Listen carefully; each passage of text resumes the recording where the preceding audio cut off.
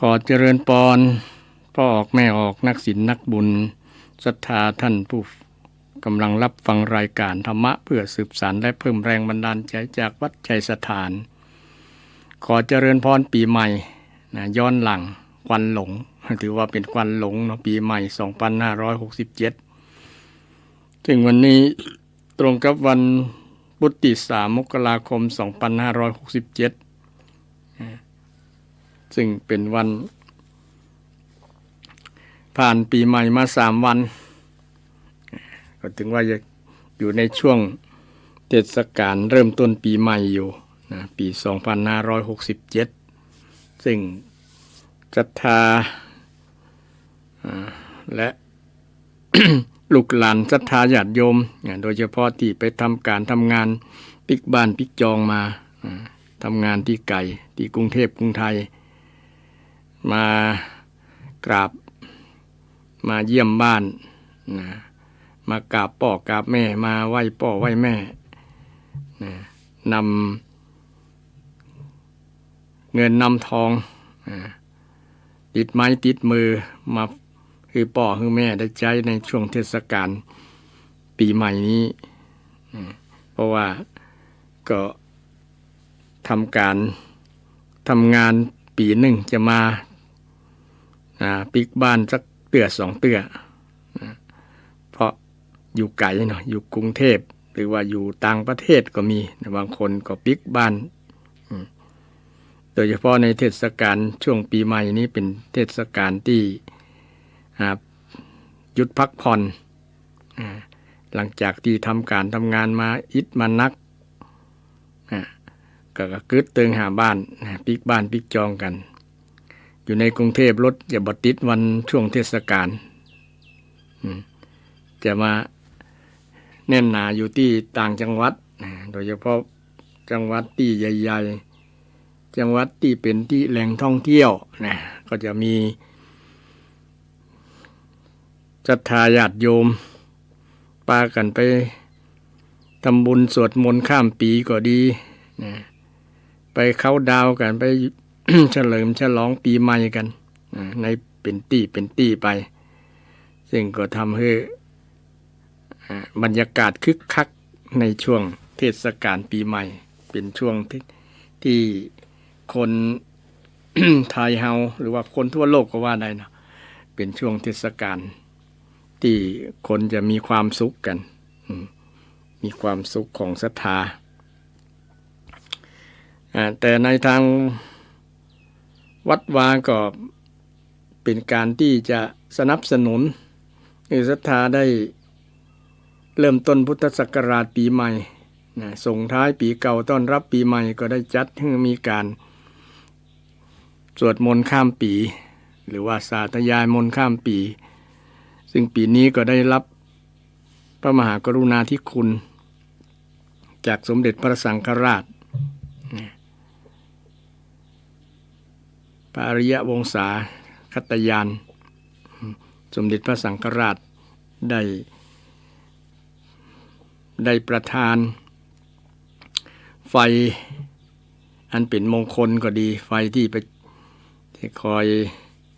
ให้ประทีปจุดเทียนน้ำมนต์แล้วก็ประทานน้ำพุทธมนต์ให้กับทุกวัดที่ทั่วประเทศเพื่อจะนำมาให้พระสงฆ์ประพรม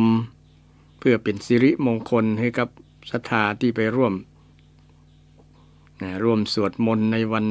ที่31ที่จะส่งท้ายปีเก่าต้อนรับปีใหม่สวดมนต์ข้ามปี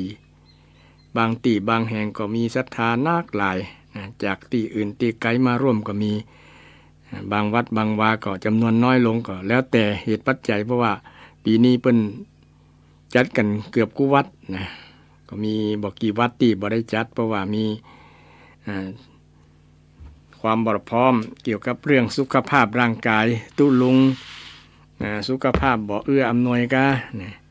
หรือว่าศรัทธาบ่ค่อยมีมาร่วมก็จะเป็นเกาะบทได้จัดในส่วนนี้การจัดสวดมนต์ข้ามปีก็ถือว่าเป็นการช่วยแก้ปัญหา ช่วยปัญหาอย่างหนึ่งก็คือแก้ปัญหาเรื่องศรัทธาที่จะไปเฉลิมฉลองนะการเฉลิมฉลองของศรัทธาก็มีเครื่องดื่มแอลกอฮอล์เป็นหลักแหละนะทำให้ดื่มไปแล้วก็เปลี่ยนนิสัยนะแล้วก็ขาดความสามารถในการขับยวดยานพาหนะรถยนต์นี่จะเป็นสาเหตุแล้วทำให้เกิดอุบัติเหตุนะถึงแก่เสียชีวิตนะฉะนั้นมาฉลองที่วัดดีกว่านะโดยการอยู่ใกล้คำสอนของพระพุทธเจ้าโดยสาธยายมนต์นะก็จะเป็นวิธีหนึ่งที่จะแก้ปัญหาในเรื่องอุบัติเหตุที่จะเกิดขึ้นศรัทธาบางผู้บางท่านก็มาร่วมกันนะคิดว่าจะเอาเป็นน้องเป็นสิริมงคลกับตัวเก่าก็เลยทำให้ตัวเก่านั้นได้ไปเริ่มต้นปีที่ดีงามโดยการไปเจริญสาธยายมนต์ในส่วนนี้ก็ต้องอนุโมทนากับศรัทธาที่ได้ไปร่วมกิจกรรมกับทางวัดสวดมนต์ภาวนาเจริญสมาธิภาวนาร่วมกิจกรรมกับทางวัดเพื่อเป็นสิ่งที่เป็นประโยชน์แล้วก็ปลอดจากภัยต่างๆเข้ามาวัดแล้วก็เป็นสถานที่รับรองว่าภัยเกิดจากอุบัติเหตุต่างๆจะบ่มีเพราะว่าบ่ได้เกี่ยวข้องกับน้ำดื่มน้ำเมาแอลกอฮอล์ต่างๆที่จะเป็นสาเหตุทำให้คนขาดสติทำสิ่งอย่างต่างๆโดยเฉพาะขับยวดยานขาดความสามารถในการขับรถยนต์ก็เกิดอุบัติเหตุถึงแก่ชีวิตก็มีหลายที่หลายแห่งแต่ละปีก็สิ้นคนเสียชีวิตไปก็บ่จะน้อยหลายร้อยคนในช่วง7 วันอันตรายลำบากถึงป้อนหลวงผู้ช่วยผู้ที่จะไปดูแลเกี่ยวกับความสะดวกดูแลรถยนต์ที่สัญจรไปก็คอยที่ความสะดวกตรวจว่าคนนั้นขับรถยนต์นั้นจะมีความสามารถในการขับรถยนต์ก็ดื่มน้ำเมาวัดแอลกอฮอล์ถ้ามันเกินลิมิตแล้วก็คงจะยั้งหยุดพักก่อนค่อยเดินทางต่อไปเป็นต้นก็เป็นความรับผิดชอบทางพ่อหลวงพ่อกำนันพ่อหลวงพ่อบ้านและคณะกรรมการที่ไปดูแลความเรียบร้อยเกี่ยวกับการสัญจรไปมาของศรัทธาญาติโยมเพื่อความปรารถนาดีที่จะบ่ให้อุบัติเหตุเพศภัยทั้งหลายเกิดขึ้นในช่วงเทศกาลปีใหม่ก็เจริญพรอนุโมทนาขอบคุณตั้งปกำนันปหลวงตั้งเจ้าหน้าที่ตั้งอสม.ก็ยังไปดูแลเพื่อคนเจ็บเป็นเอ็นอุ่นเป็นไข้เป็นหนาวมาหรือว่าเป็นอุบัติเหตุอย่างก็พอปฐมพยาบาลแก้ไขในช่วงเบื้องต้นได้ในส่วนนี้ก็ด้วยความเป็นห่วงเป็นใยทั้งของภาครัฐที่เป็นห่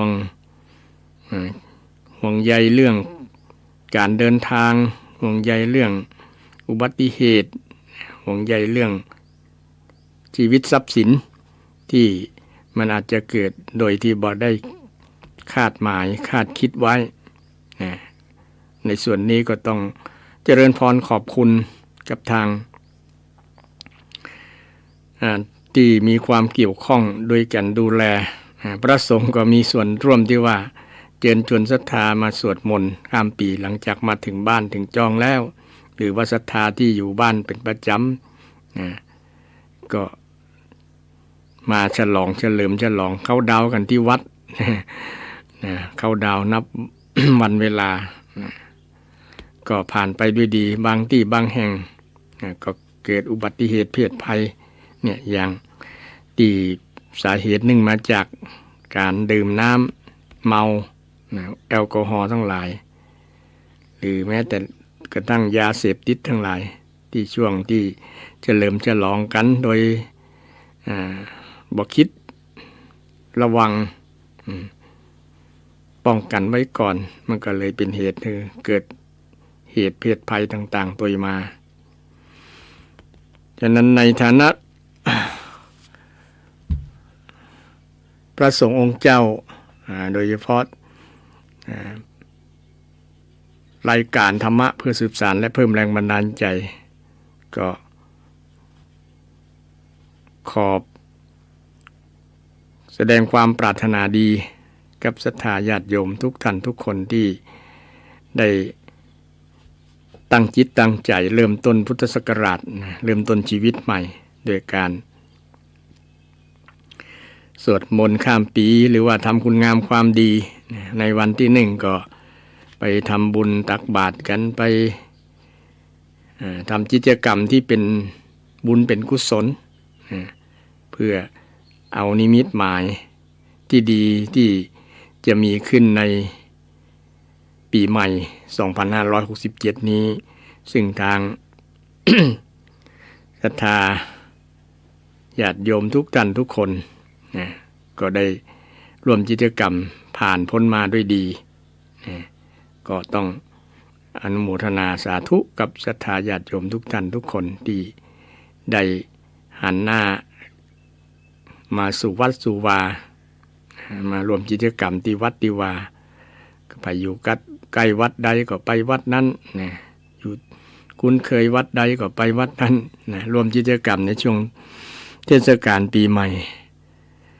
เกี่ยวกับปีใหม่ก็คือเกี่ยวกับเรื่องเวลาเนาะศรัทธามาครบรอบโลกหมุนรอบดวงอาทิตย์นะ12 เดือนเนี่ย365 วันเนี่ยมันจะได้ครบรอบพอดีนะครบรอบนะโลกเขาเนี่ยหมุนรอบดวงอาทิตย์นี่บ่ใช่ดวงอาทิตย์หมุนรอบโลกนะแต่บางคนแต่ก่อนเพิ่นเข้าใจว่าดวงอาทิตย์แก่นที่เขาหันเต้าฝ่ามือเนี่ยนะอันจริงมันใหญ่เป็นเพิ่นฮ้องว่าเป็นศูนย์กลางของจักรวาลเนี่ยนะต้องมีดวงอาทิตย์ใหญ่ที่สุดบรรดาดาวทั้งหลายดาวฤกษ์ดาวเคราะห์ทั้งหลายนะมีดวงอาทิตย์ที่ใหญ่ที่สุดนอกนั้นเป็นบริวารเป็นลูกเป็นหลานของดวงอาทิตย์ทั้งนั้นโลกก็เช่นเดียวกันนะซึ่งเป็นบริวารของดวงอาทิตย์นะแต่ก่อนเนี่ยโลกก็เป็นก้อนไฟก้อนหนึ่งที่มันหลุดออกจากดวงอาทิตย์เดี๋ยวนี้ก็ยังบ่ดับเดือนะก้อนไฟนั้นก็อยู่กลางโลกอยู่กลางแกนโลกเนี่ยไผลองเอาเล็กใจเล็กจีไปเนี่ยจะปะแน่นอนอย่างที่เราหันภูเขาไฟระเบิดเนี่ยนะเป็นความร้อนเป็นไฟที่อยู่ในใจกลางโลกเนี่ยมันปะทุขึ้นมามันพุทธขึ้นมานอกโลกนะเกิดภูเขาไฟนะภูเขาไฟก็คือไฟดวงที่ได้ลุดมาจากดวงอาทิตย์เนี่ยที่เป็นโลกเนี่ยมันหลายปีแล้วนะก็ยังบ่ดับเดือนนะอยู่กลางใจโลกเขาเนี่ยนะเฮานี่อยู่บนไฟนะฮะศรัทธาท่านผู้ฟังนะน้ำห่อไฟดินห่อไฟนะซึ่งเป็นเรื่องเป็นธรรมชาติก็ต้องอาศัยหลายปีอยู่ที่จะต้อง ตีมันจะดับลงแล้วก็เมื่อมีการภูเขาไฟปะทุขึ้นตั้งลุ่มมันก็กวางบางครั้งน้ำมันก็ไหลหรือว่าแผ่นดินที่อยู่เปลือกเนี่ยมันก็ขยับขยื่นเนี่ยเคลื่อนที่เลยเกิดแผ่นดินไหวอย่างประเทศญี่ปุ่นเนาะมีข่าวประเทศญี่ปุ่นเกิดแผ่นดินไหวเพราะว่าดินเปลือกโลกมันยุบตัวดินมันยุบลงนะ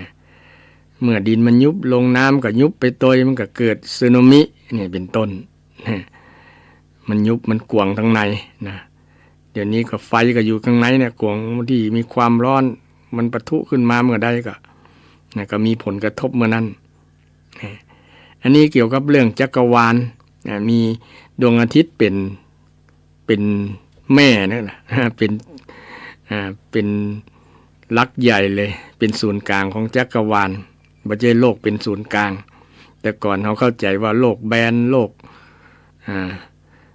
กนี้เป็นโลกที่ ใหญ่กว่าดวงดาวทั้งหลายเนี่ยคนแต่ก่อนคิดอันแต่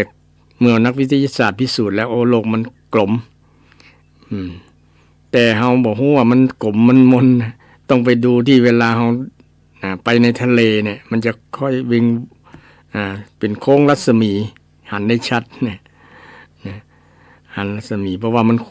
ความใหญ่ของโลกเนี่ยนะมันดูบอกออกว่ามันกลมมันมนนะแต่ ความเป็นจริงแล้วภายมีโทรห้องดาวเทียมเนาะอยู่สูงแล้วมันถ่ายภาพจะหันเป็นรูปวงกลมนะมนนะหันทุกที่ทุกแห่งอย่างดาวเทียมที่เขาถ่ายประเทศนั้นประเทศนี้นะถ่ายทอดสดนะรายการนั้นรายการนี้เนี่ยก็เอามาจากดาวเทียมที่มีกล้องนะส่องมาดูพื้นโลกนะแล้วก็หันทุกส่วนของโลกนะเพราะว่าโลกเขาจะหมุนรอบตัวเก่านะซึ่งเป็นวัฏจักรของการเวลาหมุนรอบตัวเก่าก็เกิดเมื่อวันเมื่อคืนนะด้านที่หมุนมาเจอแสงอาทิตย์แสงดวงอาทิตย์เนี่ยนะมันก็จะเป็นเมื่อวันด้านที่บ่ถูกแสงมันก็จะมืดนะเป็นเมื่อคืนนะจะเปลี่ยนกันไปแบบนี้นะเพราะว่าแต่ละประเทศก็และเวลาบ่เหมือนกันอย่างประเทศไทยกับประเทศสหรัฐเนี่ยนะคนละกึ่งนะต่างกันกึ่งวันเลยนะ12 ชั่วโมงนะต่างกันถ้าของเขาเป็นเมื่อวันของเขาเป็นเมื่อคืนแล้วอย่างวันนี้บ่ายโมงเนี่ยนะของเขาก็จังอยู่ใกล้จะเที่ยงแล้วประมาณนั้นนะเที่ยงคืนนะซึ่งมันเวลามันคนอยู่คนละขั้วโลกเนาะคนละขั้วโลกคนละทวีปนะคนละตีมันก็เลยทำให้เป็นความแตกต่างระหว่างเวลา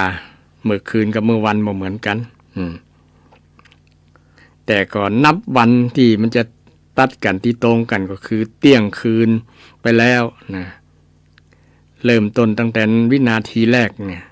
นั่นแหละคือวันใหม่นี่คือวันใหม่คนแต่ก่อนนับเมื่อดวงอาทิตย์ขึ้นหันตะวันขึ้นเมื่อใดวันใหม่เมื่อนั้นแต่เดี๋ยวนี้สากลเพิ่นเอานับเที่ยงคืนเริ่มนาทีแรกปนเที่ยงไปแล้วก็เป็นวันใหม่นับวันใหม่อันนี้เกี่ยวกับการเวลาที่เป็นธรรมชาติของจักรวาลโดยเฉพาะโลกกับดวงอาทิตย์นี่และก็ดวงจันทร์ที่เป็นลูกของโลกก็จะมีผลในการเรื่องวันเวลาเรื่องวันเวลาเรื่องวันเวลานี่ก็เป็นสิ่งที่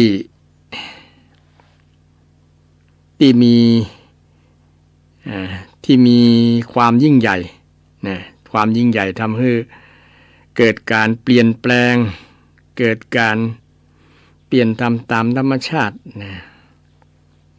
ตามวัฏจักรเปลี่ยนแปลงในทางที่ดีก็มีทางที่บ่ดีก็มี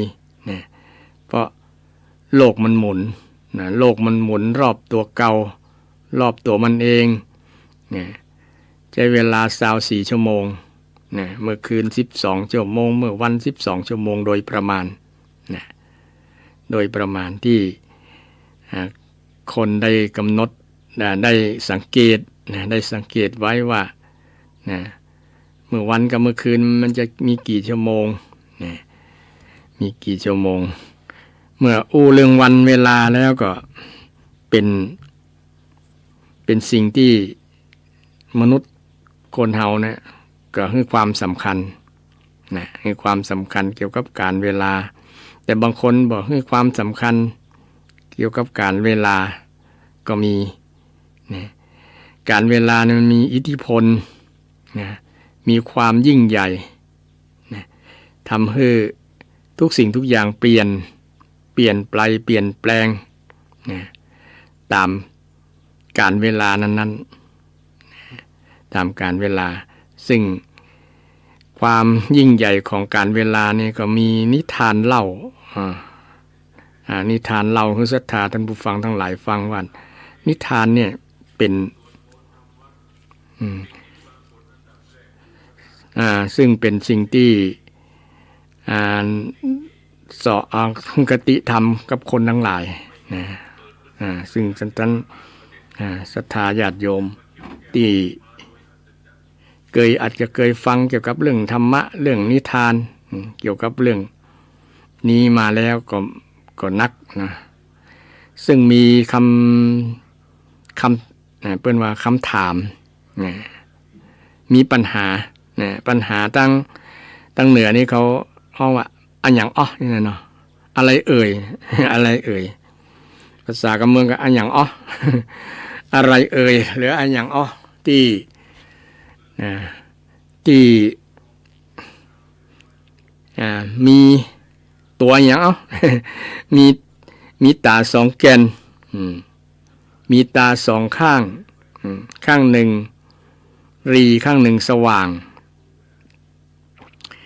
มีปากไม่มากมีปาก12ปากมีฟันไม่มากปากละ34กินคนทั้งปัตตภีตัวนี้คืออะไรตัวนี้คืออะไรมีตาสองแกนตาข้างหนึ่งสว่างตาข้างหนึ่งรีตาข้างหนึ่งรีมันต้องพอจะมืดได้กับบ่มืดตาข้างหนึ่งรีตาข้างหนึ่งสว่างมีปาก12ปากมีปาก12ปากก่อนนะตัวอย่างหู้เนาะแล้วก็มีฟันแต่ละปากเนี่ยมีฟันบรรณะกับ34เนี่ยแล้วก็มันกินคนทั้งปัตตภีนะตัวอันนี้คืออย่าง ตัวอันนี้คืออย่างมันกินคนท่วงทั้งปัตตภีเนี่ยกินโมด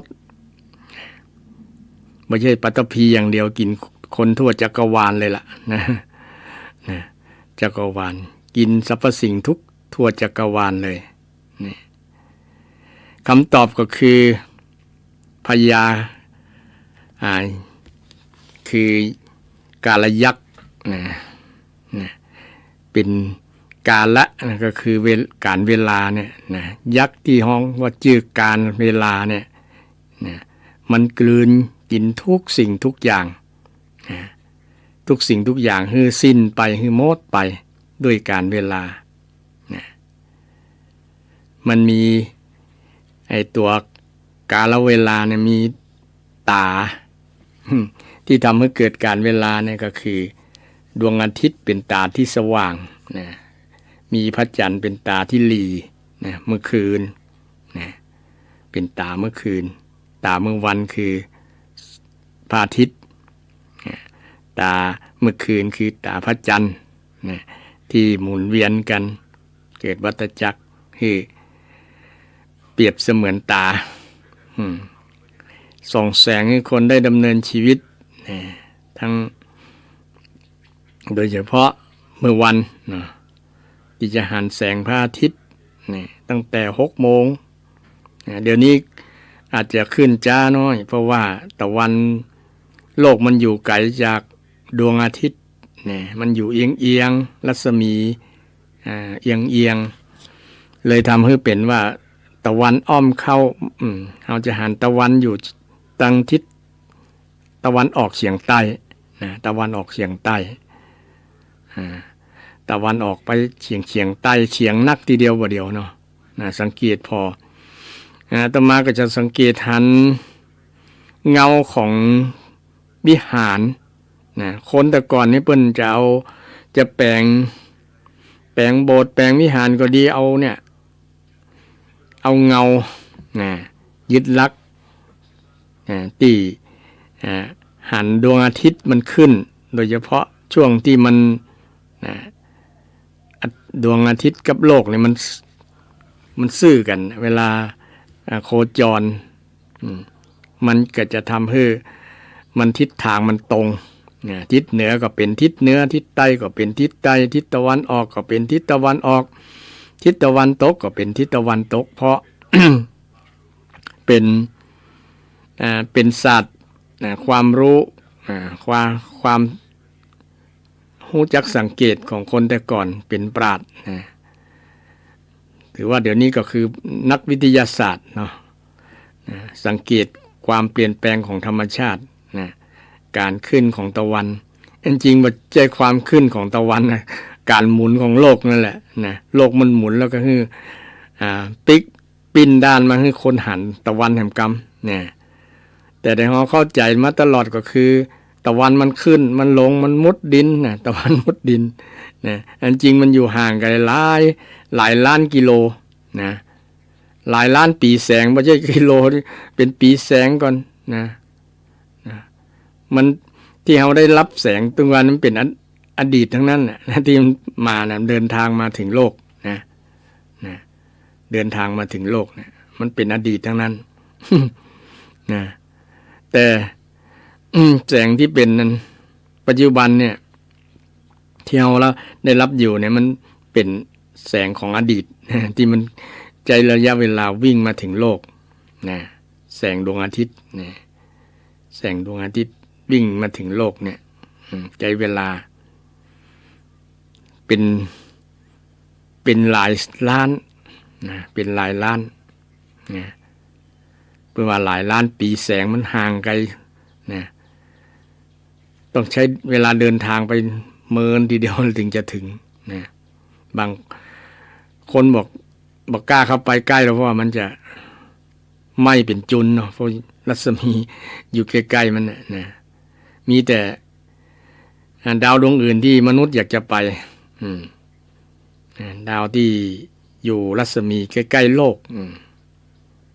ดาวอังคารก็ดาวอย่างที่คนอยากจะไปพิสูจน์ เพราะว่าอยากจะย้ายสัมมโนครัวไปอยู่ดาวอังคารเผื่อว่าประวัติดาวอังคารถ้าบ่มีคนอยู่นี่ก็ถือว่าจับจองเป็นเจ้าของ จับจองเป็นเจ้าของเพราะว่าจะมีนามีไร่แต่เขาไปพิสูจน์แล้วมากับยังบ่มีสิ่งที่มีชีวิตอยู่ยังบ่มีสิ่งที่มีชีวิตอยู่ก็บางคนก็ว่ามีมนุษย์ต่างดาวอยู่นั่นใช้ชีวิตอยู่เพราะว่าอากาศและบริบทมันบ่เอื้ออำนวยที่จะให้เกิดของมีชีวิตมีชีวิตแต่เขาว่าถ้ามันมีน้ำมีมันก็จะทำให้เกิดสิ่งที่มีชีวิตขึ้นมาแต่โดยนี้ยังบ่มีอย่างเตื้อคนอยากจะพิสูจน์คือได้รู้ว่ามันบนยังมีอย่างพ่องเหมือน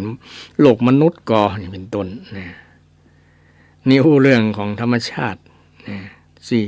สิ่งที่มันอยู่ไกลกับโลกมันอยู่ไกลกับโลกและโลกก็ได้สัมผัสกับสิ่งเหล่านั้นเช่นดาวต่างๆเนี่ยเขาจะสังเกตเมื่อคืนหันถ้าเป็นดาวเคราะห์ดาวที่มีแสงในตัวก็จะหันเป็นแสงขาวๆเนาะขาวๆใสๆนี่ก็จะหันบางคนก็ตั้งชื่อดาวดวงนั้นเป็นนั่นเป็นนี่เป็นหลายๆแสนหลายๆล้านดวงอยู่แต่มันก็บ่จนกันแต่บางครั้งก็มีสะเก็ดที่มันลุดล่อนไป สะเก็ดดาวกับสะเก็ดของโลกก็มันหลุดออกจากโคจรนะ มันก็โคจรของไผของมันนะแต่มันก็เป็นลูกศิษย์ ลูกศิษย์ของดวงอาทิตย์นี่เป็นลูกน้องเป็นบริวารของดวงอาทิตย์ทั้งนั้นเลยบอกว่าจะเป็น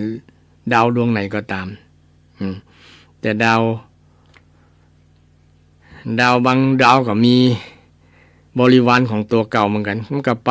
กันนะวิ่งตามรอบดวงอาทิตย์เหมือนกันหมุนรอบดวงอาทิตย์หมุนรอบตัวเก่าแล้วก็หมุนรอบบริวารกับหมุนรอบของดาวดวงนั้นเช่นพระจันทร์ก็เป็นบริวารของโลกนะเป็นบริวารของโลกก็อยู่ใกล้ๆเนี่ย แต่บอกคำว่าใกล้ๆนี่คือมันพอหันได้นะหันเป็นเวลาเขาจะสังเกตวันนั้นวันนี้อย่างเช่นวันพระวันเพ็ญเนี่ยนะพระจันทร์ก็เต็มดวงนะจะหันเพราะว่าวันอื่นๆที่มันบ่หันเต็มก็เพราะว่ามันมีเงาบังนะเงาที่มันบังดวงจันทร์บ่ให้คนที่อยู่บนโลกเนี่ยบ่หันเต็มแต่ก็มีความเคลื่อนย้ายการหมุนของมันก็จะหันชัดขึ้นแล้วก็จะหันลีลงเป็นข้างแรมนี่เป็นธรรมชาติของการเวลาของดาวทั้งหลายนี่เป็นธรรมชาติที่มันทำหน้าที่ของมัน โดยบ่มีไผบงการบ่มีไผบงการมันเป็นจะอันเอง เป็นธรรมชาติของมันเป็นธรรมชาติตะกี้ได้มีคำถามว่าตัวอันยังที่มัน มีตาสองข้างมีข้างหนึ่งสว่างข้างหนึ่งรีมีปาก12 ปากตาสองข้างได้แก่ดวงอาทิตย์เป็นอุปมาตาแก่นหนึ่งก็ได้แก่พระจันทร์ได้แก่พระจันทร์กับตะวันเนาะ2 แก่นเนี้ยจะทำให้หันสว่างกับหันลีบทชัดเจนเตื้อนะสลัวมัวบางทีก็ถ้าแรมข้างแรมแฮมดับเดือนดับก็มืดมืดตึ๊บ แต่ถ้ามันเป็นข้างขึ้นแล้วก็ค่อยสว่างขึ้นกำน้อยแบบลีนะเนาะลีเหมือนไฟลีรถนะ มันบ่ชัดต้องไฟเก่นที่ใช้พลังงานของแสงนักถึงจะชัดเจนนี่อุปมาประไมยเหมือนแก่นทั้ง2 แก่นเนี่ยมันทำให้เกิดมันมีความเกี่ยวข้องกับการเวลาการเวลาที่คนสังเกตจะนับจำนวนตัวเลขขึ้นมาตัวเลขการนับนี้ก็นับตามสุริยคติก็คือนับตามพระอาทิตย์หรือว่าตะวันแต่ถ้านับเป็นค่ำ1 ค่ำ 2 ค่ำ 3 ค่ำนี่เป็นการนับของเกี่ยวกับความเปลี่ยนแปลงของพระจันทร์ดวงจันทร์ที่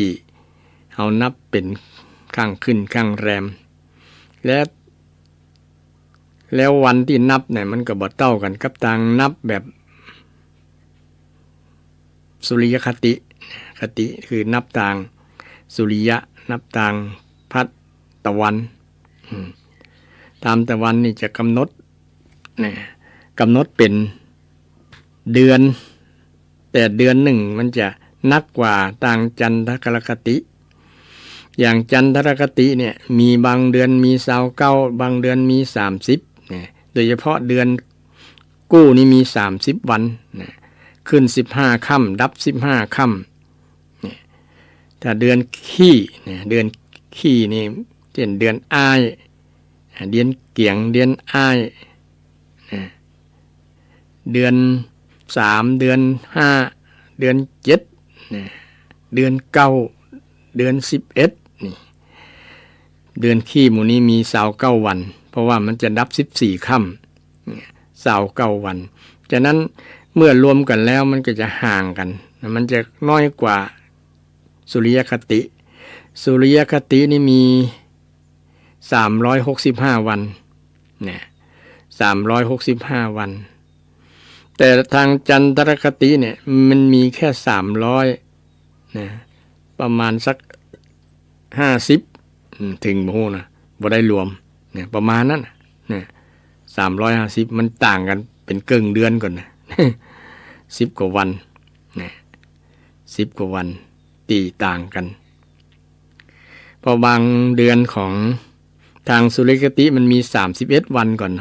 นะ31 วันเช่นคำว่า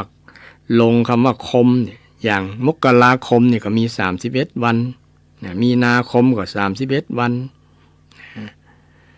พฤษภาคมก็มี31 วันนะกรกฎาคมก็มี31 วันสิงหาคมก็มี31 วันนะ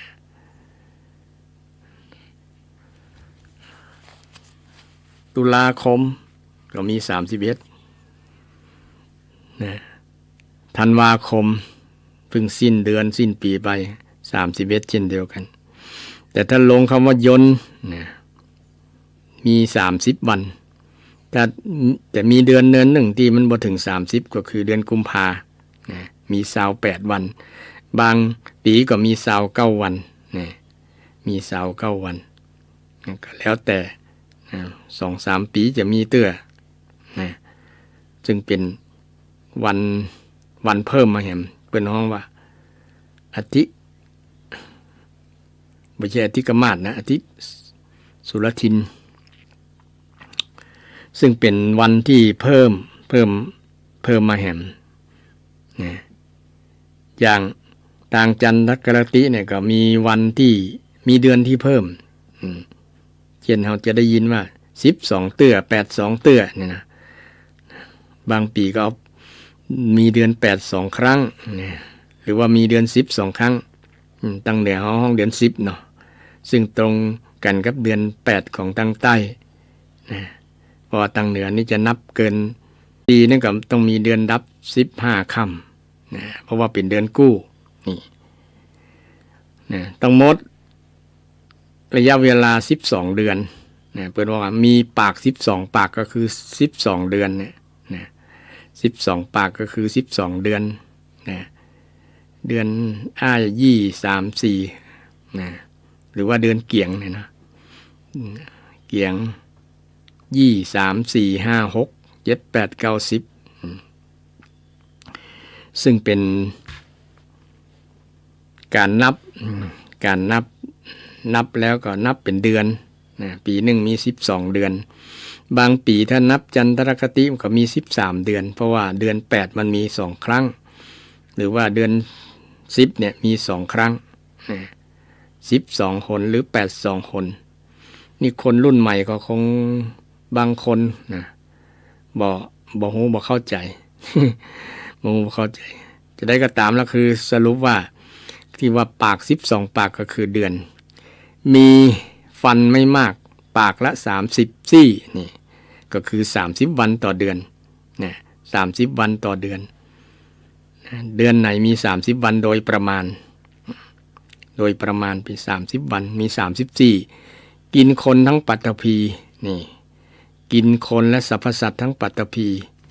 ไอ้การเวลาเนี่ยมันกินคนกินสิ่งทุกสิ่งที่อยู่ในสากลโลกนี่นะอยู่ในจักรวาลเนี่ยทำให้เกิดการเปลี่ยนแปลงทำให้คน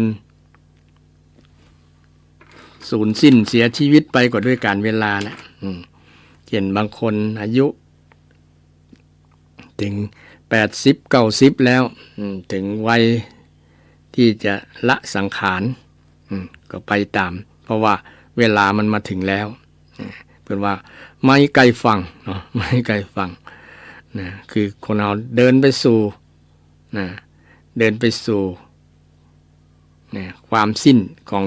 อายุเดินไปสู่ความสิ้นของอายุนะเพราะว่า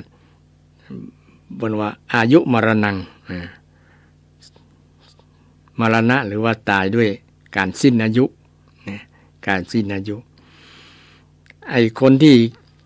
เป็นเพชฌฆาตตัวจริงก็คือการเวลาเนี่ยนะการเวลาบางคนบางที่บางแห่งเนี่ยเปิ้นอยากจะยุดเวลาเนี่ยยุดเวลาบ่ฮื้อเกี่ยวข้องกับเวลาจะได้หนุ่มอยู่ตลอดวัน ยุดเวลานะถ้าพยุดเวลาได้คนนั้นก็จะหนุ่มตลอดนะบ่มีอนาคตละนะคือบ่มีวันพุกบ่มีวันหน้าละนะยุดเวลาบ่เนี่ยจะได้ก็คือออกจากวิถีของวงจรของเวลาวงจรของโลกเนี่ยอยู่เหนือโลกเนี่ยอย่างคนที่จะไปอยู่ดาวอังคารเนี่ยเนาะ คงจะไปสัมผัสว่าถ้าอยู่หั่นอาจจะอายุเหมือนกับเทวดาหลายๆชั้นนะเพิ่นอยู่คนละโซนนะคนละที่นะเพิ่นเลยอายุยืน อายุยืนเพราะว่าวันหนึ่งกับคืนหนึ่งของเขานี่อาจจะเป็นหลายปีหลายเดือนของตั้งโลกอย่างกรณีที่พระสัมมาสัมพุทธเจ้าไปเทศน์ให้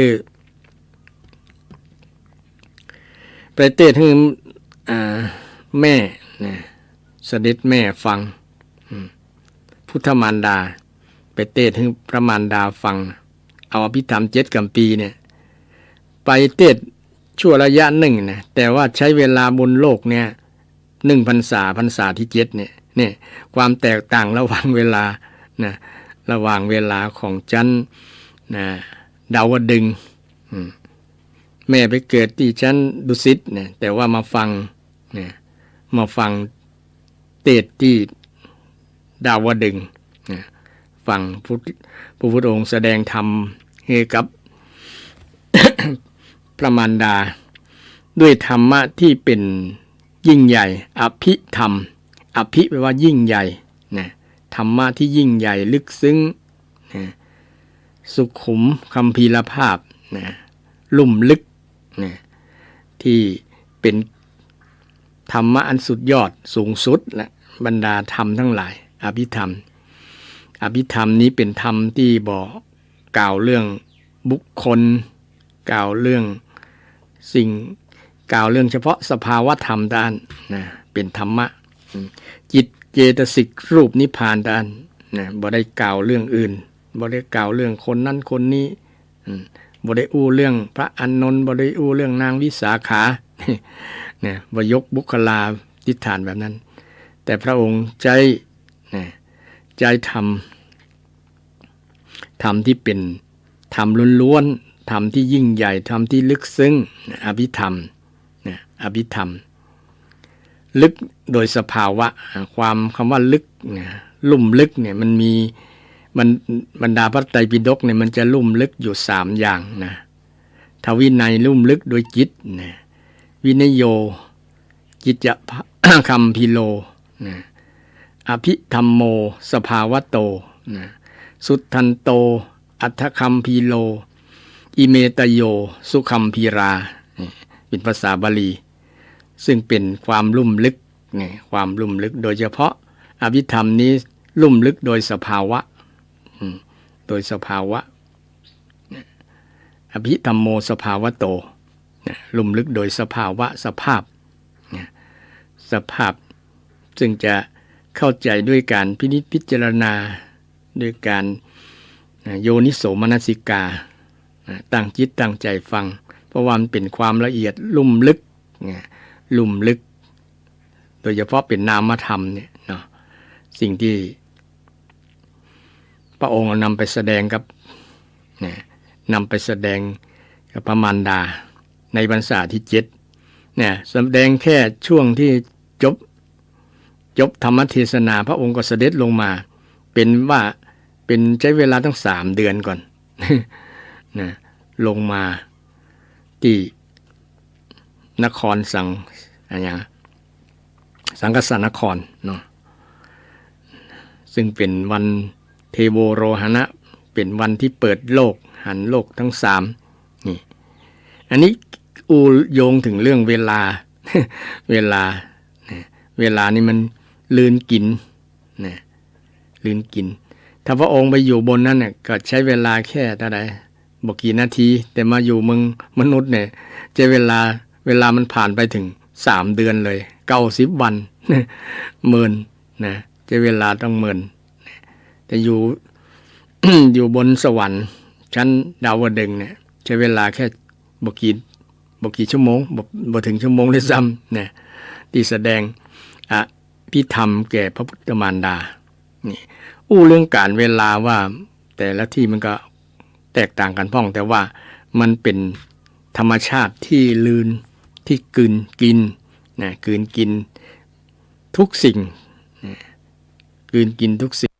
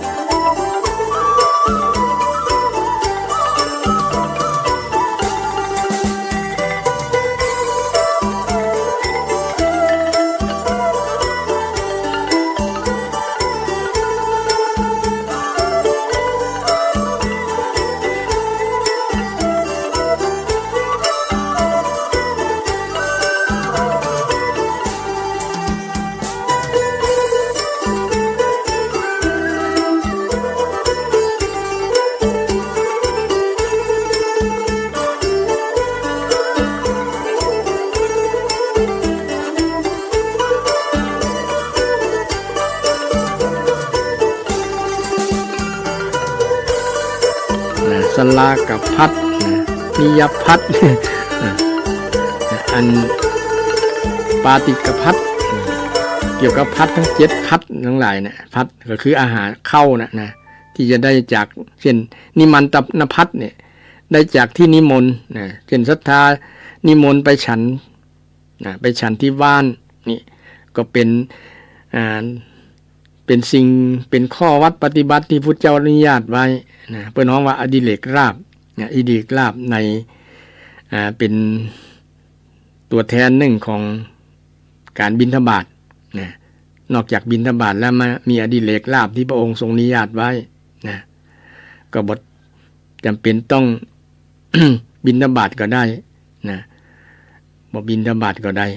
นะเพราะว่ามีศรัทธามาถวายแล้วอย่างบางวัดบางวาเนี่ยมีศรัทธาไปถวายสังฆทานสังฆทานบางคนเข้าใจว่าเป็นสังที่ติวคุน้ำคุเหลืองเป็นสังฆทานนั้นเข้าใจถูกน้อยเดียวจะว่าพิษกับบ่เชิงเนาะสังฆทานแปลว่าการถวายกับพระสงฆ์ทั่วไปโดยบ่เจาะจงเนี่ยสังฆะแปลว่าหมู่ถวายแก่หน้าหมู่นั่นน่ะนะบ่เจาะจงรูปใดถวายบ่เจาะจงรูปใดเพิ่นเรียกว่าสังฆทานนำอาหารมาถวายพระจะเลี้ยงเพลพระเนี่ยเป็นสังฆทานบางที่บางแห่งเพิ่นมีคำอัปโลกหรอนะสมมุติสงฆ์แจกสังฆทานเนี่ยนะแจกสังฆทานลักษณะนี้ก็เป็นจิตที่ประสงค์สามารถดำรงชีพอยู่ได้แทนบิณฑบาตที่เป็นหน้าที่หลักนะอย่างพระองค์ได้ปฏิบัติให้เป็นแบบอย่างกับพระภิกษุสงฆ์นะก็ภัยที่มีศรัทธาญาติโยมจะถวายสังฆทานนะ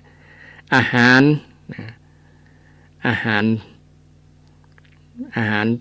เจ้าอาหารเพลนะญาติโยมมาจองบางที่บางแห่งมีตลอดปีเลยเนาะบางวันก็บางที่เพิ่นจองข้ามปีก็ยังมีนะว่าจะถวายเพลจะถวายจังหันถวายเจ้าข้าวต้มแก่พระสงฆ์ก็มาลงทะเบียนลงทะเบียนไว้ก็ถือว่าวัดนั้นมีบารมีโดยเฉพาะตุหลวงหรือว่าเจ้าวาดเจ้าวาดมีบารมีมีคุณงามความดีได้สั่งสมไว้พระ พระที่เป็นเจ้าวาดเป็นตุหลวงเนี่ยถ้ามีบารมีสูงเนี่ยเลี้ยงพระเนรได้ทั้งวัดเลยเลี้ยงศรัทธาญาติโยมเลี้ยงหลายๆคนได้อย่างหลวงพ่อทองหลวงปู่ทองเนาะเปิ้นสั่งสมบารมีเป็นต้นนะโอ้เปิ้นเลี้ยงพระเนรเป็นร้อยๆเลี้ยงศรัทธาที่ไปปฏิบัติธรรมเป็นร้อยๆเป็นพันๆก่อนบางช่วงที่เทศกาลเช่นวันสำคัญทางศาสนาคนไปปฏิบัติประพฤติปฏิบัติธรรมไปต้นเนาะเปิ้นก็เลี้ยงได้มาตลอดแต่เดี๋ยวนี้ก็ยังมีลูกศิษย์ลูกหาที่สืบเจตนารมณ์ของหลวงพ่อก็มีศรัทธาญาติโยมมาแต่ก็ยังเปิ่งปลาใส่บารมีหลวงพ่อนั่นแหละนะเพราะว่าหลวงพ่อนั้นเป็นผู้มีมากด้วยพระบารมีทั้ง10เนี่ยนะมีครบทั้ง10ประการนะพระเถรานุเถระบางรูปบางองค์เนี่ยก็ท่านมีบารมีก็อนุโมทนาสาธุนะอย่างเช่นบางตนที่เขาที่ศรัทธาญาติโยมฮ้องว่าตนเมตตาเนี่ยนะเมตตาก็คือมีเมตตาบารมีเนาะบางที่บางแห่งเนี่ยบางวัดบางวามีเจ้าวาดเป็นตนเมตตาเป็นตนบารมีเมตตาบารมี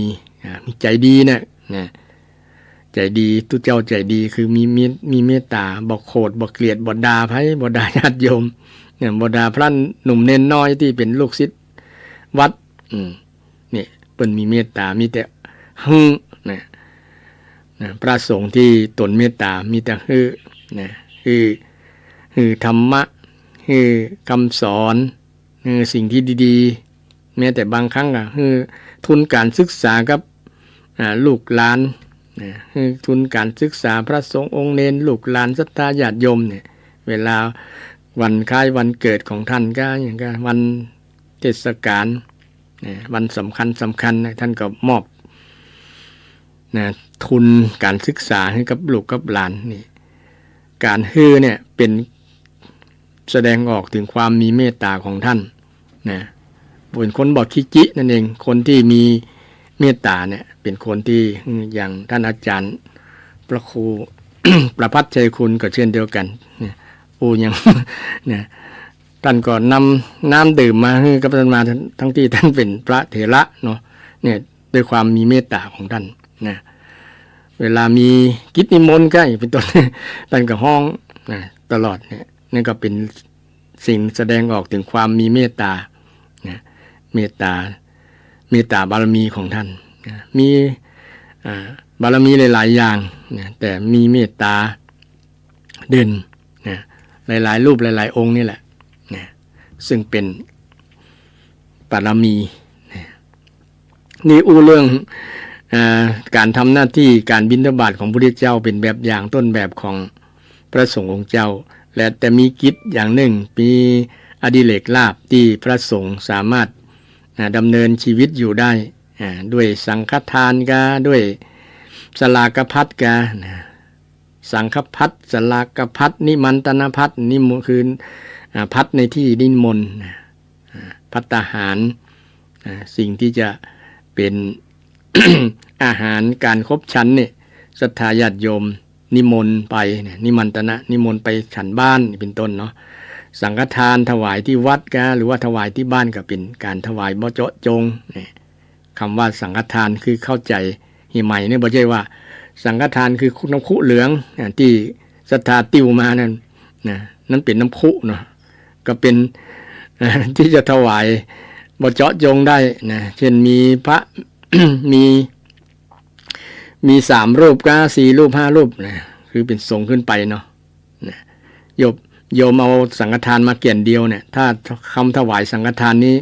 บ่ได้เจาะจงนะบ่ใช่ว่าถวายเฉพาะตู้หลวง ถวายเป็นของส่วนรวมนะแล้วพระสงฆ์ที่ทำหน้าที่ผู้แจกอาหารมีหรอนะเจ้าที่การอาหารเนี่ยนะเจ้าที่การพัดเจ้าที่การอาหารเจ้าที่การจีวรเนี่ยมันมีเจ้าที่การนะในหลักวินัยเนาะเปิ้นคณะสงฆ์พระสงฆ์เขาจะตั้งกันเองนะให้รูปนั้นเป็นผู้เก็บเป็นผู้แจกเป็นผู้แจกเช่นจีวรได้มาหลายพื้นก็ทำให้พระสงฆ์รูปหนึ่งทำการแจกนะแบ่งกันใช้ให้กันฉันนั่นแหละนะอันนี้เป็นเกี่ยวกับเรื่องการที่ว่าถวายสังฆทานนะถวายแล้วบ่เจาะจงไผแต่ถวายเจาะจงเช่นถวายเจาะจงเจ้าวาดเนี่ยก็เป็นห้องว่าปฏิปุริกทานเนี่ยถวายเจาะจงบ่ได้ถวายกับตู้หลวงนี่บ่ถวายละติวสังฆทานปิกบ้านเนี่ยแสดงว่าถวายเจาะจงเฉพาะเจ้าวาดเนี่ยรูปอื่นไม่ถวายเพราะว่าศรัทธาเจ้าวาดอย่างเดียว ลูกวัดก็พอตามหมดเราโอ้ก็น้อยใจก็มีเนอะศรัทธา เนี่ยพระหนุ่มเน้นน้อยที่เป็นพระลูกวัดเนาะเช่นถามมีศรัทธาญาติโยมมาวัดเนี่ยจะถวายเจ้าวาดอยู่กอตุ้หลวงอยู่กอเนี่ยถ้าว่าบ่อยู่แล้วไปนิมนต์ทางนอกนี่งั้นท่านบอกไว้กำเนิดข้าเจ้าจะมาถวายสังฆทานวันนี้บ่ปากจะมาใหม่นี่จะมาถวายใหม่นี่บางรูปบางตนนี่คิดว่าเฮาบ่ใจตุเจ้ากันเนี่ยบ่ใจตุเจ้าก็เนี่ยน้อยใจนะอันนี้ก็เป็นสิทธิของศรัทธาญาติโยมเนี่ยจะถวายเจาะจงหรือถวายสังฆทานก็แล้วแต่เนาะแต่คำว่าถวายสังฆทานคือไม่เจาะจงรูปใดก็ได้ถวายส่วนรวมนั่นเองนะถวายส่วนรวมคือสังฆทานก็มีบางคนยังเข้าใจว่าสังฆทานก็คือน้ำคู่เหลืองนะถวายเจาะจงนะสังฆทานคือถวายบ่เจาะจงนะศรัทธาจำไว้เนาะทีนี้เรื่องพัดต่างๆสังฆพัดนิมันตนพัดนะปาติกพัดนะคือถวายที่วันที่ปฏิบทนะวันที่ลงปฏิโมกข์เนี่ยสิ่งเหล่านี้เป็นข้อวัดปฏิบัติของพระสงฆ์ที่จะดำเนินชีวิตไปแทนการบิณฑบาตได้นะฉ แสดงว่ามีบารมีสูงบ่ต้องบิณฑบาตไม่ต้องไปกุมบาตรก็ได้อยู่วัดก็ได้ฉันเนี่ยโดยเฉพาะตู้หลวงเนี่ยศรัทธามีศรัทธาญาติโยมปวารณาเนี่ยท่านบ่ต้องไปฉันละนะท่านบ่ต้องไปบิณฑบาตละนะข้าเจ้าจะนำภัตตาหารนะเจ้าเพนมาถวายท่านเองนี่ตุเจ้าก็เลยรับนิมนต์นั้นได้นะก็ละคือบ่ได้คือบ่ได้บิณฑบาตละนะก็สละส่วนนั้น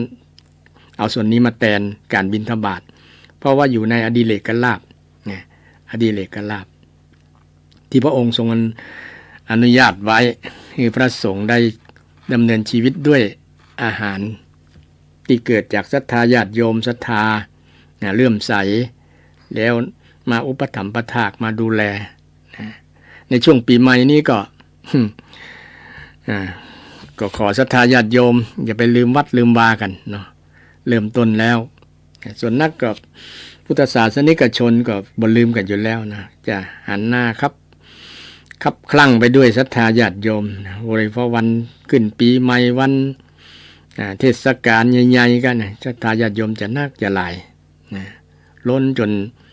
ฉันบ่เสี่ยงจนการจัดหารการบริหารเรื่องอาหารนะเมื่อตุเจ้าฉันบ่เสี่ยงแล้วก็เผื่อขโยมวัดพ่องโผคนงาน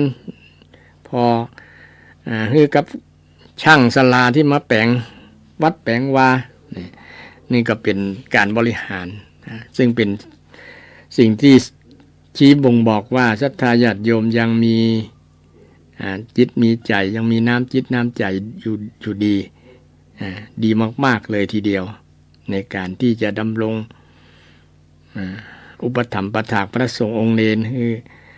พระศาสนาดำรงอยู่ได้อย่างถาวรอย่างดีนะต้องเจริญพรขอบคุณทุกท่านทุกคนนะนี่เป็นหน้าที่ที่พระองค์บริหารเวลาอย่างแรกก็คือการบิณฑบาตนะอย่างที่สองข้อที่สองเป็นพุทธกิจของพระองค์ข้อที่สองก็คือแสดงธรรมเช้าบิณฑบาตเย็นไม่ขาดแสดงธรรมก็เย็นประมาณสัก 4-5 โมงเนี่ยเย็นเนี่ยเย็นก็มาแสดงธรรมแก่พระภิกษุสามเณรภิกษุรูปไหนมีปัญหามีอย่างนะจะสอบถามพระองค์ก็จะแสดงให้ฟังนะให้ฟังได้เข้าใจธรรมะนะหรือบางคนที่บางรูปที่เป็นพระที่บรรลุแล้วก็ยังต้องฟังอยู่นะเพราะว่าธรรมะเนี่ยฟังอยู่เป็นประจำนี่เป็นมงคลแม้แต่พระองค์เนี่ยก็ยังสาธยายมนต์สาธยายธรรมเนี่ยโดยเฉพาะเรื่องปัจจัยการปฏิจจสมุปบาทเนี่ยพระองค์ทรงสาธยายคนเดียวนะเหมือนกับทำวัดสวดมนต์เนี่ยพระองค์ก็นึกถึงบทเนี่ยนะอวิชชาปัจจยาสังขาราสังขารปัจจยาเราจะสังเกตช่วงที่พระองค์ได้ตรัสรู้ใหม่ๆนะพิจารณาเรื่องปัจจัยการอวิชชาปัจจยาสังขาราสังขารปัจจยาวิญญาณังวิญญาณะซึ่งเป็นธรรมะที่มีเหตุมีผลมากๆเลยมีเหตุมีผลนะโดยเฉพาะปัจจัยการซึ่งเป็นการอธิบายอริยสัจสี่เพิ่มขึ้นนะซึ่งเป็นคำสอนที่ลุ่มลึกละเอียดอ่อนลุ่มลึกละเอียดอ่อนเช่น ปัจจัยการเนี่ยเนาะศรัทธามันเป็นเหตุเป็นผลนะซึ่งเป็นเหตุเป็นผลและทำให้เป็นเหตุเป็นผลซึ่งกันและกันเช่นคำว่าบทปัจจัยการนี่นะคำว่าสรายตนะสรายตนังปัจจยานะผัสโสผัสสะปัจจยานะอายตนะก็คืออายตนะภายในภายนอกนะอายตนะภายในก็ตาหูจมูกลิ้นกายใจเนี่ย เป็นอายตนะอายตนะคืออย่างศรัทธาคือที่เชื่อมที่เชื่อมต่อกันตาไปเชื่อมต่อกับรูปนะตาไปเชื่อมต่อกับรูปเนี่ยเพื่อนเขาว่าอายตนะนะเสียงไปเชื่อมต่อกับหูเชื่อมต่อกับเสียงเนี่ยเป็นนะเป็นการ เพื่อนเขาว่าเป็นการที่เชื่อมต่อเป็นที่เชื่อมต่อเหมือนกับสัญญาณสื่อสารเนี่ยอย่างเช่นการฟังธรรมะเนี่ยนะศรัทธามีเครื่องรับวิทยุเนาะอาตมาก็มีเครื่องส่ง ตั้งสถานีก็มีเครื่องส่งศรัทธาก็มีเครื่องรับเนี่ยเสียงนี้มันก็ไปตามเนี่ยมันเชื่อมต่อกันลักษณะธรรมชาติที่พระพุทธองค์สอนไว้เนี่ยโอ้สุดยอดญาติโยมมีศาสนาสอนในสอนนะเพราะเหตุนี้จึงมีเนี่ยเพราะตามีนะจึงได้หันรูปนี่เพราะตามีจึงได้หันรูปนะถ้าตาบ่มีก็บ่ได้หันนะเพราะตามีนะตาอายตนะภายในรูปอายตนะภายนอกมากระทบกันนะมาสัมผัสกันนะสัมผัสโสสัมผัสสะปัจจยาเนี่ยเป็นปัจจัยให้เกิดนะเกิดเวทนาเกิดความรู้สึกเช่นตาเนี่ยตา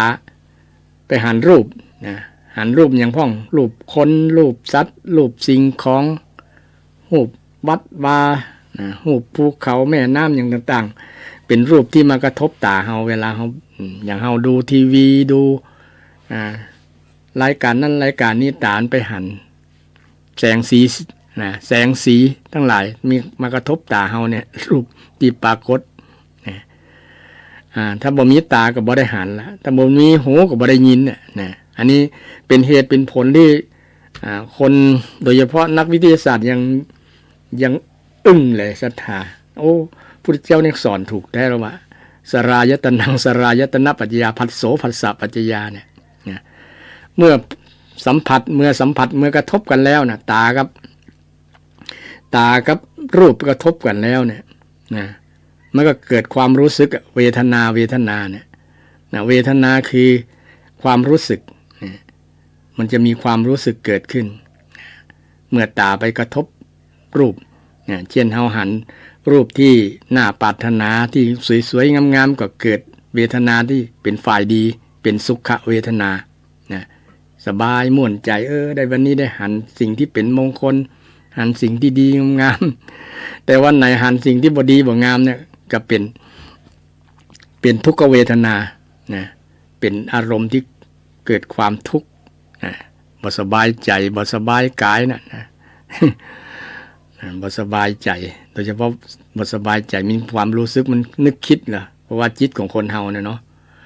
มากระทบตากระทบแล้วก็เกิดความคิดนึกคิดขึ้นรู้สึกขึ้นว่าอันนี้ดีบ่ดีงามเกิดอารมณ์จอยบ่จอยหูก็เช่นเดียวกันได้ยินเสียงบางคนเนี่ยยินเสียงเพลงม่วนเพลงนั้นเพลงนี้ที่ตัวเขาชอบก็เกิดสุขเวทนานี่มันเกิดขึ้นเพราะว่าอายตนะทั้งสองคือภายในภายนอกตากับหูก็ดีหูกับเสียงก็ดีตากับรูปก็ดีมากระทบมาสัมผัสกันมากระทบกันนั่นแหละมาสัมผัสกันอย่างเสียงอาตมากำลังอู้อยู่เนี่ยเป็นเสียงที่เดซิเบลเสียงไปกระทบหูศรัทธาท่านผู้ฟังทั้งหลายมันก็เกิดศรัทธาก็พิจารณาไปเลยฟังไปตัวตุเจ้านี้อู้เรื่องอย่างอายตนะเรื่องกระทบ เรื่องที่เชื่อมกันระหว่างตากับรูปหูกับเสียงหูดังกับกลิ่นนี่ตาหูจมูกลิ้นลิ้นกับรสสัมผัสกันรสเปรี้ยวหวานมันเค็มแต่บ่มีลิ้นก็จะบ่ฮู้จักรสละรสก็จะบ่เกิดนี่เป็นคำสอนที่พระพุทธเจ้าได้สอนไว้ศรัทธาสอนเรื่องเกี่ยวกับเหตุปัจจัยเป็นเหตุเป็นผลกันซึ่งเป็นสิ่งที่น่าอัศจรรย์ใจโอ้พระเจ้าทรงมีพระปัญญายิ่งยวดมากๆเลยศรัทธาคนที่จะบ่ได้ศึกษาที่จะบ่หันตัวหันได้ยากมันเป็นของสุขุมพีรภาพลุ่มลึกประณีตยากที่ จะ หันตัวนอกจากได้ฟังได้ศึกษาพระธรรมคำสอนของพระพุทธเจ้าแล้วจะได้เข้าใจนี่เข้าใจนี่พระองค์ได้ทรงแสดงธรรมให้กับพระมารดาอภิธรรมแล้วก็อริยสัจสี่ทั้งหลายนะแสดงธรรมแก่พระปัจจวัคคีย์เป็นต้นนะปัจจัยการก็อยู่ในอริยสัจสี่ในปฐมเทศนาธรรมจักรกับปวัตตนสูตรเนี่ยท่านผู้ฟังซึ่งเป็นธรรมะที่พระองค์ได้ตรัสรู้ความรู้อื่นๆเนี่ยบอกมันเป็นวิชาการต่างๆเนี่ยบ่จำเป็นใครก็รู้ได้ยากรู้ได้ง่ายแต่ธรรมะของพระพุทธเจ้าเนี่ยมันรู้ยากนะโดยเฉพาะเรื่องความลึกซึ้งของเรื่องปัจจัยการเนี่ยวิชาปัจจยาสังขาราสังขารปัจจยาเนี่ยเมื่ออวิชชาเป็นปัจจัยให้เกิดสังขารสังขาระสังขาราปัจจยาวิญญาณังการสังขารทำให้เกิดวิญญาณไปแบบเนี้ยไปแบบลูกโซ่แหละญาติโยมมันช่องจองกันแต่บางสิ่งบางอย่างบางปัจจัยบางผลก็เกิดมาจากปัจจัยหลายอย่างพร้อมๆกันบางปัจจัยก็เกิดผลหลายผลบางผลก็เกิดจากปัจจัยหลายอย่างพร้อมๆกันนะมาเช่น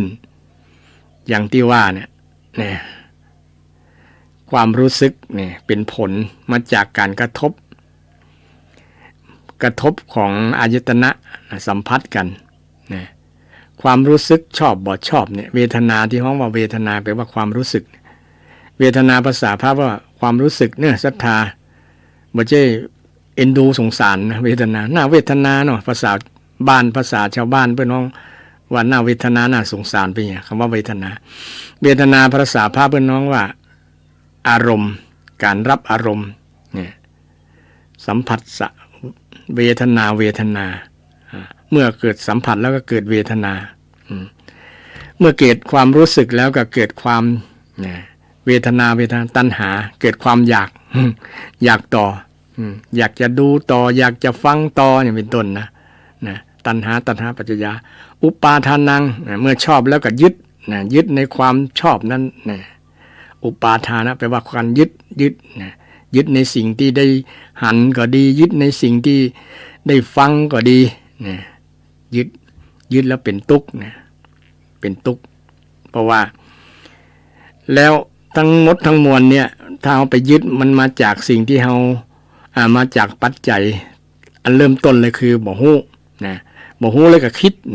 บ่ฮู้ในภาษาพระพุทธเจ้าอวิชชาถ้าคนยึดเนี่ยคือคนบ่ฮู้ถ้าคนบ่ยึดนี่คนรู้คนฉลาดคนลุกอันนี้เป็น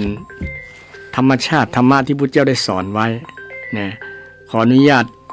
รับโทรศัพท์ก่อนนะครับ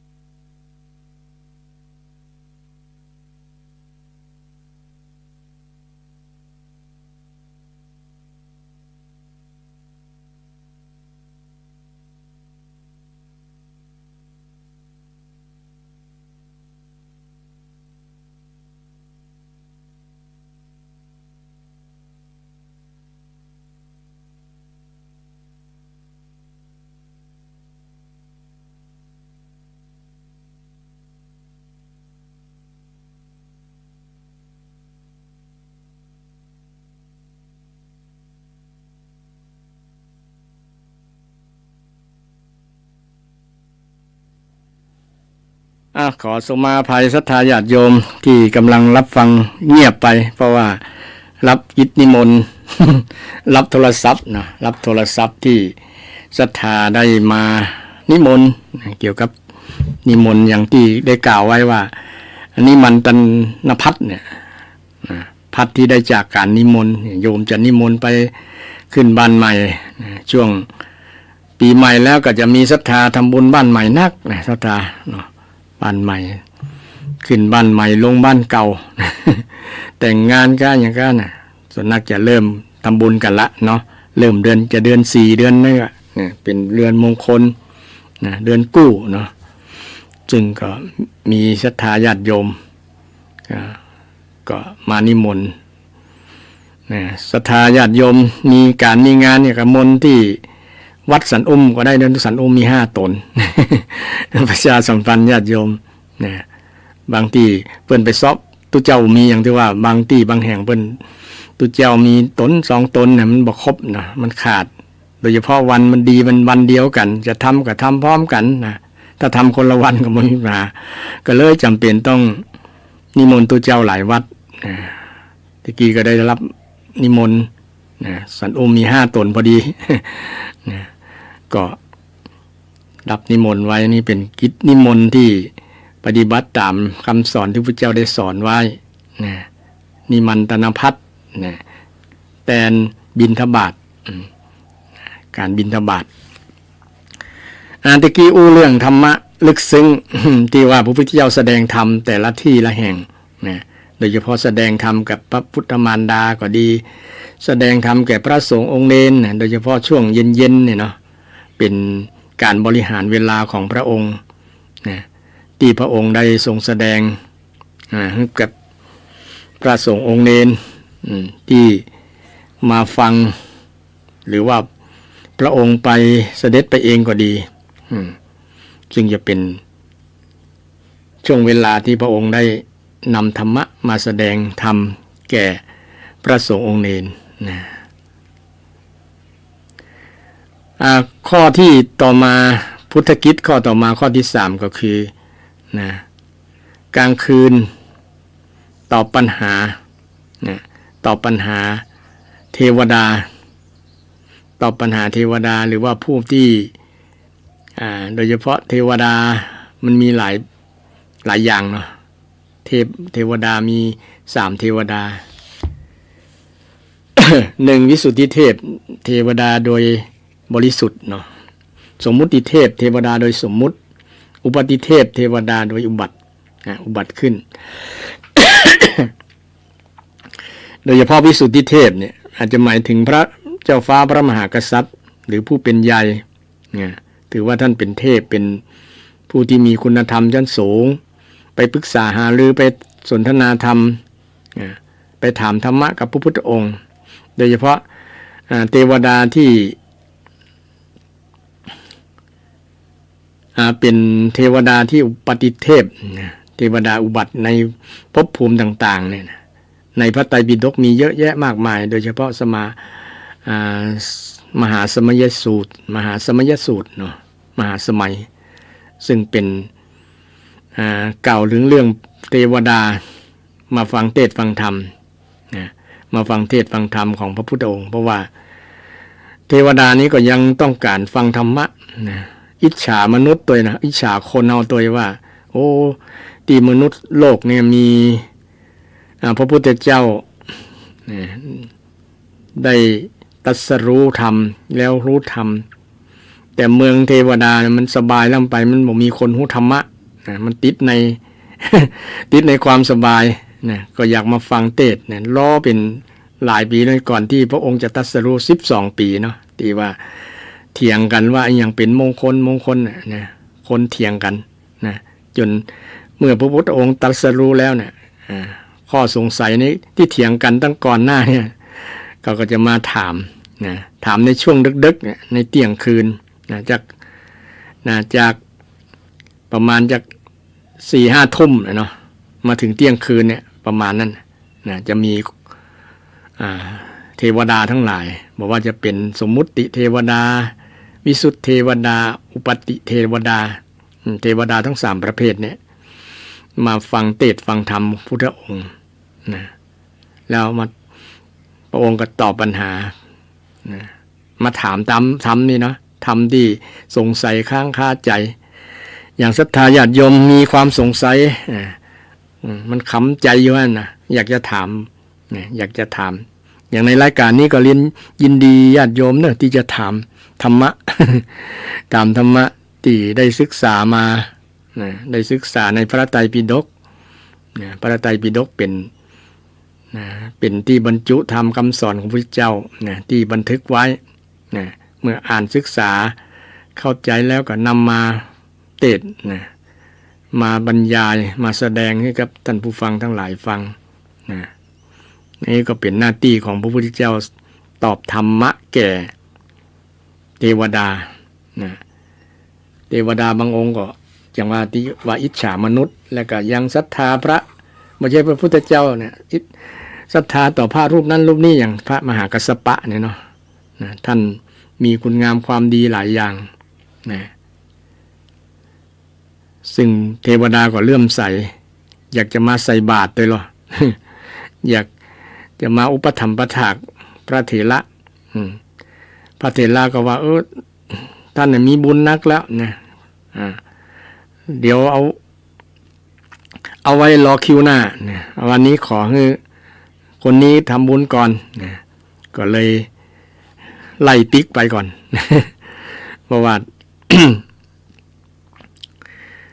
พระเถระนี้มีเมตตามีกรุณาครับคนที่ทุกข์ลำบากก่อน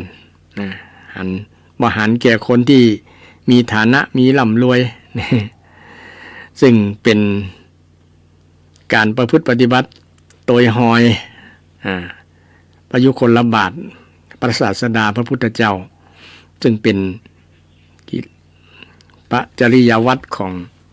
พระเถระบางรูปที่มีคุณธรรมคุณงามความดีคุณงามความดีก็เป็นหน้าที่ของพระพุทธเจ้าที่แสดงคอยตอบธรรมะตอบคำถามกับพระเทวดาทั้ง3ประเภทอันนี้เป็นหน้าที่เป็นพุทธกิจที่พระองค์ได้ทรงแสดงได้ทรงบำเพ็ญตลอด45พรรษาซึ่งเป็นแบบอย่างถ้าเราจะเอาแบบอย่างพระพุทธเจ้าช่วงที่เรามีปัญหากันก็ควรปรึกษาหารือกันมาถามกันไม่ใช่ว่าคอยแต่ตัดสินใจใช้อารมณ์ก็อย่างก้าเนาะต้องมีเหตุมีผลนี่เอาหลักการที่เวลาเรามีปัญหาอย่างนะเอาหลักการทางพุทธศาสนาหลักการของพระพุทธเจ้าเนี่ยนะคนที่มีปัญหาทั้งนั้นน่ะที่มาหาพระพุทธเจ้าเราก็เช่นเดียวกันเวลามีปัญหาก็เข้าหาผู้รักผู้ใหญ่นะหรือว่าปรึกษาหารือกันสามีภรรยาลูกหลานจ่าหันหน้าเข้าหากันเนี่ยนะเป็นหลักการที่ใจได้ประโยชน์ซึ่งจะทำให้เข้าใจกันดีเข้าใจกันขึ้นบ่ใจหันหลังให้กันต่างคนต่างไปหรือว่าหันหน้าเข้ากันแล้วก็เถียงกันบ่ยอมกันนี่ก็เป็นปัญหาเช่นเดียวกันแต่หันหน้าเข้าหากันนี่ต้องเอาธรรมะเป็นหลักว่าปัญหามันคืออย่างอยู่ที่ไหนเขาจะแก้ไหนบ่จะโทษกันและกันจะทำให้มันเพิ่มปัญหาเองเนาะมันเพิ่มปัญหาเองอันนี้เป็นข้อวัดปฏิบัติของพระพุทธเจ้าว่าตอบปัญหาเทวดาทั้ง3อย่างข้อต่อมาก็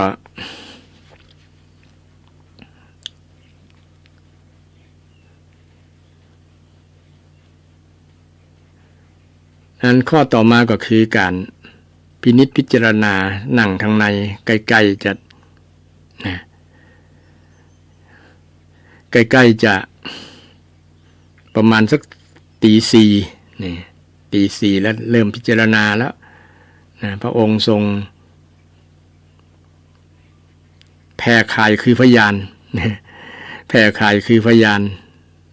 ภาษาชาวบ้านนั่งทางในแล้วแผ่ข่ายวันนี้มีภัยเป็นทุกข์พ่องอย่างพ่องมีปัญหาทั้งใดภัยเกิดเหตุอย่างต่าง เพราะพระองค์มีญาณพิเศษเหรอฮู้นะฮู้ว่าไผจะมีหยังเนาะท่าน พระองค์ได้ใช้ญาณใช้ความพระนวอภิญญาความรู้พิเศษความสามารถพิเศษนะพระพุทธองค์มีหมดแต่ว่าพระองค์บ่ค่อยนิยมใช้แต่ใช้ให้เป็นประโยชน์นะเหมือนกับเราใช้โทรศัพท์นะโทรศัพท์เนาะบางคนใช้แล้วก็ไปนะในทางที่เป็นโทษต่อตัวเก่านะเป็นโทษต่อเก่าใจเป็นด่าคนไปลาย ลายว่าคนก็ไปลงเฟซด่านั่นด่านี่เนี่ยมีใจอารมณ์นะซึ่งใช้ประโยชน์จากสื่อนะใช้ประโยชน์จากสื่อนะใช้ประโยชน์จากความรู้นั้นผิดนะทำให้คนเดือดร้อนนะแต่พระองค์นี่ใช้ความรู้ที่พระองค์มีนะความรู้พิเศษอภิญญานะอภิญญาความรู้พิเศษอภิแปลว่ายิ่งใหญ่นะญาณแปลว่ารู้แบบยิ่งใหญ่รู้โดยเฉพาะรู้เหตุการณ์ที่จะภัยเกิดขึ้นในปัจจุบันก็ในอนาคตก็อดีตก็เนี่ยพระองค์รู้เราพระองค์มีญาณนะปุเพนิวาสานุสติญาณระลึกชาติได้นะระลึกชาติได้จตุปาตญาณเลยรู้ว่าจะมีอย่างเกิดขึ้นนะสัจจจุติจะเกิดอย่างนะจะไปทางใดนะจะเป็นจะตายจะทางใดฮู้นะอาสวัคยญาณพระพุทธเจ้าทรงฮู้ว่าจะทำให้อาสวะสิ้นจะใดจะทำให้กิเลสสิ้นจะใดเนี่ยพระองค์ฮู้นะอย่างเราท่านทั้งหลายเป็นชาวพุทธเนี่ยก็ควรศึกษาคำสอนของพระเจ้าเนี่ยเนาะคำสอนเพราะพระองค์จะฮู้ว่าไผจะมีทุกข์มีปัญหาอย่างต่างๆก็นั่งทางในดูในช่วงที่ตีสี่นะตีสี่พระองค์นี่พักผ่อนหรือว่าภาษาชาวบ้านนอนรับแค่4 ชั่วโมงโดยประมาณนะพระพุทธเจ้านอน4เศรษฐีนอน6ยาจกนอน8นะพระพุทธเจ้านี่นอน4 ชั่วโมงนะพักผ่อนแล้วพักผ่อนแบบมีสติด้วยนะพร้อมที่จะตื่นนะพร้อมที่จะตื่นปฏิบัติความเพียรชาคริยานุโยคนะไม่ใช่รับไหลรับ นั่นแต่พระพุทธเจ้านี่ทรงพักผ่อนแค่4 ชั่วโมงแต่การพักผ่อนร่างกายนี้ที่บ่มีความวุ่นวายของจิตใจเนี่ยมันจะเป็นการพักผ่อนเพียงพอแต่การที่คนพักผ่อนร่างกายแล้วจิตใจบ่พักผ่อนมันแม้แต่รับก็ยังฝันไล่อย่างต่างๆเนี่ยถือว่าใจบ่ได้พักผ่อนนะความการรับต่างๆนั่นก็มันจะเป็นผลเสียนะแต่การพักผ่อนของพระพุทธองค์4 ชั่วโมงเนี่ยพระองค์ถือว่าเพียงพอแต่เฮาทั้งหลายเนี่ยก็จะไป นะก็จะไปเอาตำราที่ว่าพักผ่อนจะเป็นพระพุทธเจ้านะต้องสั่งสมบารมีหลายอย่างเนี่ยอดรับอดนอนจะเป็นผลต่อร่างกายเนาะเพราะว่าเฮายังอยู่ในช่วงคัดเกลาอยู่ยังบ่ถึงบารมียังบ่ถึงเตื้อนะอย่างน้อยก็6 ชั่วโมง6 ชั่วโมงบางคนถือเอาตามหลักอย่างก็นายแพทย์นี้แนะนำพักผ่อนให้เพียงพอ8 ชั่วโมง8 ชั่วโมงเศรษฐีนอน6ยาจกนอน8คนนอน8นี่จะเป็นยาจกคือบ่พอกินบ่พอใจนะนอน8คนที่ขยันหมั่นเพียรโดยเฉพาะพ่อกาแม่กาเนี่ยเพิ่นนอนเจ้าแล้วก็ตื่นเจ้าเลยนะ3 ตี 3 ตี 2เพิ่นก็ตื่นกันแล้วนะเพิ่นก็เคยนะเพิ่นเคยนิสัยในการตื่นนะการตื่นนอนเพิ่นก็ทำเป็นนิสัยเป็นความขยัน หมั่นเพียรนะใช้เวลาเป็นประโยชน์นะถ้าบ่ตื่นเจ้ามันก็รับดึกลุกขวายนะรับตื่นเจ้ากินพักทางป่ายกินตื่นขวายตื่นให้กินพักทางเก้านะไปบ่ตันเปิ้นเนาะเปิ้นเอาป่ายพักหรือว่ายอดพักไปกินแล้วนะเหลือก็ทางเก้ามันนะมันบ่เป็นมันบ่ได้ประโยชน์จากอาหารนั้นบ่ตันเปิ้นหากินบ่ตันเปิ้นอู้ง่ายเนาะหากินบ่ตันเปิ้นพลาดโอกาสดีๆนั่นเองนะคนที่ตื่นเจ้านี่เรื่องการพักผ่อนของพระพุทธเจ้า4ชั่วโมงและพระองค์ทำงานทุกตลอด45พรรษาเนี่ยแบบเนี้ยนะ5ประการดังที่กล่าวมานะตลอดบ่มีเว้นว่างเลยนะนี่การใช้เวลาบ่ขึ้นอยู่กับว่าปีใหม่ปีเก่านะปีนั้นปีนี้บ่ได้ยึดหลักเพราะว่าพระพุทธองค์ได้บริหารเวลานะถึงแม้ว่าคนนั้นจะเกิดมาแค่ปี2ปีก็ตามถ้าได้ทำบุญงามความดีเนี่ยพระองค์ได้ตรัสไว้หรอนะดีกว่าคนที่เกิดมา100 ปีแต่สร้างแต่ความชั่วนะชีวิตของคนที่เกิดมาแค่บอกกี่วันจะได้สร้างคุณงามความดีนี่ประเสริฐกว่านะประเสริฐกว่าฉะนั้นเรื่องเกี่ยวกับเรื่องการเวลานี่ก็มีคติสอนหลายๆอย่างโดยเฉพาะพระองค์สอนบ่ให้ประมาทวันที่ล่วงไปบัดนี้เฮาทำมาอย่างอยู่พระองค์ได้สอนพระภิกษุเนาะภิกษุสามเณรสอนว่าบัดนี้เวลาล่วงไปแล้วทำอะไรอยู่นะคุณธรรมที่จะพัฒนาขึ้นเนี่ยมันพัฒนาก่อได้สอนไว้อย่างดีนะสอนไว้ให้กับภิกษุบอกให้ประมาทในการเวลาอย่าฆ่าเวลาอย่าทำให้เวลาผ่านไปโดยบ่ได้ใช้ประโยชน์อย่างสักอย่างนะกินนอนอย่างเดียวอย่างเป็นต้นนะแต่บางครั้งคนก็คิดว่าการได้กินได้นอนเนี่ยเป็นความสุขนะมันก็สุขอยู่แต่ว่ามันอาจจะถ้าลักษณะนั้นหันแก่นอนเกินไปนะมันก็จะทำให้เกิดความเกียจค้านเมื่อเกียจค้านแล้วก็ความเจริญก็หาได้ยากนะจะ ทำมาหากินกับบ่ตันเปิ้นเพราะว่ากี่ค้านได้ก็นอนนะหันเรื่องนอนเรื่องกินเป็นใหญ่นะเรื่องกินเป็นใหญ่เลยบ่ตันเปิ้น ได้พัฒนาอย่างอื่นไปไกลแล้วก็ตัวเก่ายังมาอยู่ที่เก่าอยู่อย่างเป็นต้นนะยิ่งคนที่มีหนี้มีสินเพิ่มก็ต้องขยันนะปีใหม่เนี้ยนะศรัทธาญาติโยมที่ยังค้างหนี้สินก็ต้องหาวิธีแก้ด้วยความหมั่นขยันนะเอาอย่างพระพุทธเจ้าบริหารเวลานะใช้เวลาบางคนเดี๋ยวนี้ต้องหางานหลายๆอย่างทำเพื่อมาบริหารเรื่องการใช้จ่ายเกี่ยวกับเรื่องค่าครองชีพเรื่องหนี้เรื่องสินเรื่องสปะอย่างที่จะต้องมีภาระได้ใช้นะโดยเฉพาะเรื่องหนี้เรื่องสินเนาะนะก็เป็นปัญหาของคนหลายๆคนนะประมาณ 80% มันนะอย่างน้อย80หรือ90บ่ฮู้นะคนที่มีหนี้ถึงวันนี้เฮาก็มีหนี้นะศรัทธาเนี่ยรัฐบาลว่าเขาเป็นหนี้หลายแสนนะต่อหัวต่อคนหนี้ครัวเรือนนะแม้แต่อาตมาก็เป็นหนี้ว่าอยู่ในรายชื่อนั้นตัวเป็นประชากรของคนไทย นะเด็กแล้วอ่อนเกิดใหม่ก็เกิดมาก็เป็นหนี้ติดตัวเลยนะเขาจะหาวิธีแก้หนี้นั้นจะได้ตามหลักพุทธศาสนาก็มีอยู่นะ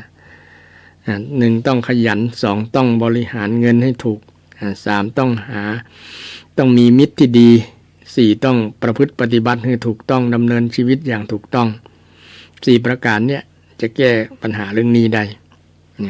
อุอากาสะนั่นเองอุอากาสะ คาถาคนรวยนะอันนี้เป็นวันนี้ในนำเรื่องนะพระพุทธเจ้าที่บริหารการเวลา